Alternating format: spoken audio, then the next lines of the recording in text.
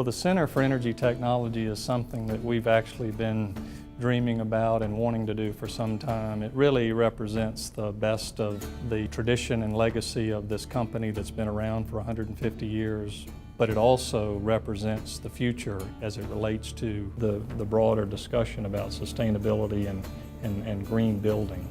Well, I'm Dudley Reynolds. I'm President and Chief Operating Officer of Alabama Gas Corporation, oftentimes known as Alagasco, based here in Birmingham, Alabama. One of the real hopes and objectives for us as a company with this Center for Energy Technology is to show off this gas-related appliance technology and then take it, not only show it, but use it for training and education purposes as it relates to efficient use of energy, the clean use of energy, and taking advantage of a resource that I think can have application that's very broad and very much a part of the solution to a lot of the issues we're wrestling with in the overall energy discussion. Hey, this is Robert Thuston. I'm here at the Center for Energy Technology, and I was the lead administrator on this project, and I helped implement some of the sustainable elements in this building, and we're going to go check that out right now, so come on in.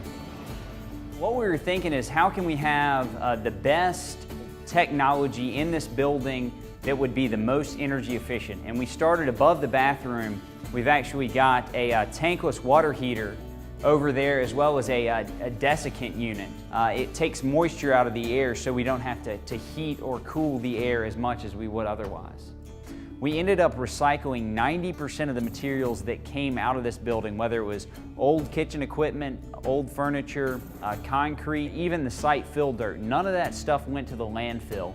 It all went to other locations that were able to reuse that material. So 90%, it amounted to 365 tons. This building represents the best of, the best thinking in terms of not only using the product that we are very fond of, but also using all the energy that's in this building effectively. We're using recycled materials where we can. We're taking advantage of natural light. And I would say that it's one of those things that you invest in it to begin with, and it will pay off long term in a lot of different ways. This is our test kitchen back here, and all of these appliances run on natural gas, and they're all the highest energy efficiency that you can get out of any of these appliances.